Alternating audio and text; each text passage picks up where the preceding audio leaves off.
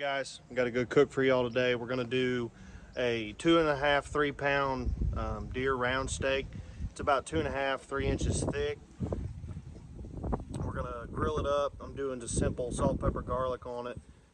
Make some mashed potatoes for a side. We're gonna focus on the deer. So I'll set y'all down, get the grill going, and then we'll meet back up in the kitchen and we'll prep this steak and get it ready to go on the grill.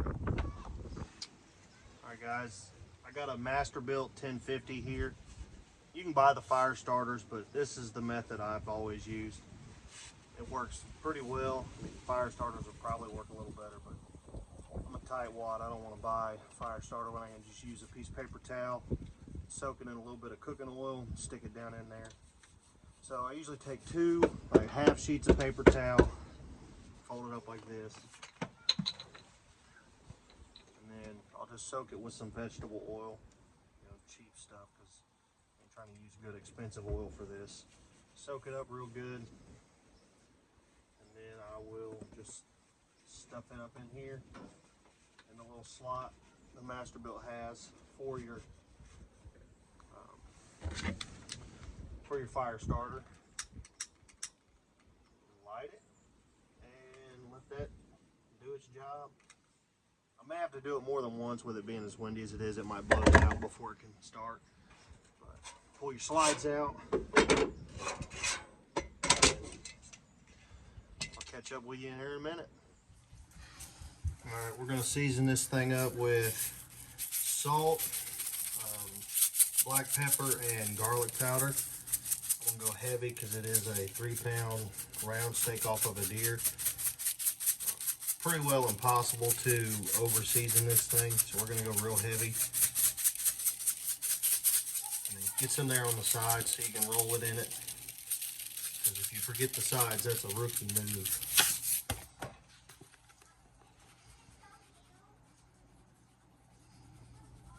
And here's the black pepper. On the side so we can roll it. And garlic powder. And some of this is going to come off on the grill as well. So we get one side seasoned. We'll get the edges in all the seasoning, flip it over, and we'll start the same process on the other side. Going heavy with it all, again, just because it's so thick.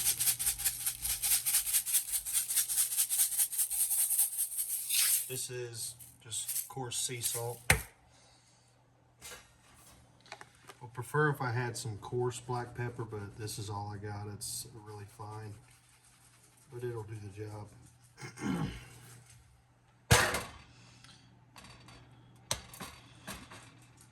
People always say it takes a whole lot of seasonings to make deer taste good, but I think just a simple salt, black pepper, and garlic does just as good on deer as it does beef.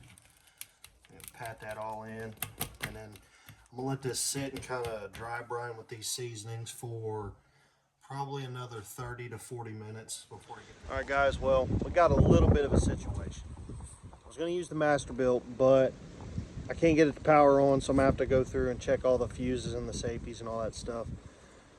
So we are switching gears to the Weber kettle. It's Old Faithful. Nothing goes wrong with that unless you can't get a fire to start, which we're going to get that to happen here in just a second. So stay tuned. We're going to change it up because we have to. So it just means I'm going to have to stand out here in the cold for a little bit longer tonight instead of letting the grill take care of itself.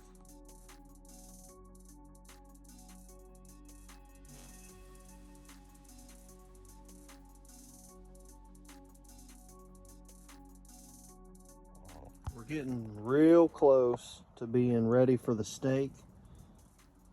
So we'll catch up with y'all here in a minute. All right, this is what our steak's looking like after sitting with the seasoning on it for probably 45 minutes or so, maybe an hour. With the technical issues of the grill, we end up being a little behind.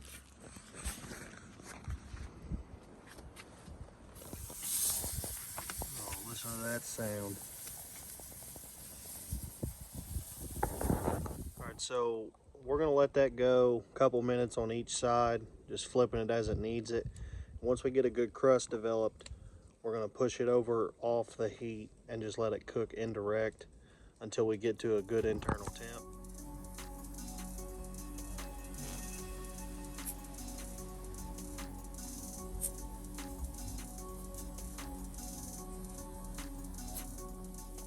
So there's what we're looking like after our first flip. We're gonna have a little bit of butter basting going on just to keep some moisture in it throughout the cook. But that's looking good already. So stay tuned. Let me know in the comments down below, guys. Do you like to do experiments with your wild game? I kind of get tired of eating the same old stuff all the time. So I like to do crazy stuff with it, like this big steak. I've never done it like this before.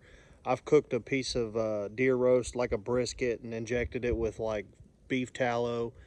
And I just try to do like crazy stuff and get just a different taste out of it. Let me know what you guys do, what your favorite recipes are, and I'll give them a try. That butter baste, making that thing look really, really good. We got it off the side now. We got our crust, and now we're just looking for our temp. We'll put the lid on and let it go. Here's a little tip for you guys when you're cooking on a Weber. When I got my meat off the side of the coals, I'll put my vent right over top of the meat so then I can adjust and let that air flow out. That'll pull that heat across the top of the meat, and then you can shut it off if you want to keep more of the heat in. I'm gonna go just a little bit of heat coming out, trap that heat in there, but that'll pull that heat over across that meat and keep it cooking a little bit more. So our steak is temping pretty good everywhere except for right in here. I'd like to get it maybe a couple more degrees. Over here we're about the same, probably but right there, you know, on the edge it's getting pretty done. Right here we're a little over. I would like to be like a 130, 133, somewhere in that range. I may just go ahead and pull this. I don't mind eating it rare. My wife will eat the other spots that are more of a medium temp, medium rare temp. So we're looking pretty good. Stay tuned. We'll get a little taste test and tell you what we think. All right, we got this steak done. It's been resting for probably 10, 15 minutes. We're gonna do a taste test for you real quick. Here you go, Ads.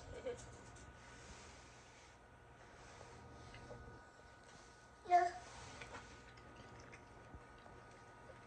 What do you think? 1. That's a 10. Now take a picture. Hmm? Picture. Is that good? Mm. Is it a 10? Is it a 5? What is it? Yummy. It's yummy? Okay. Hey guys, I forgot to make an outro for the video the other night, so I'm going to stitch this into the back of the video. But it was a super simple cook.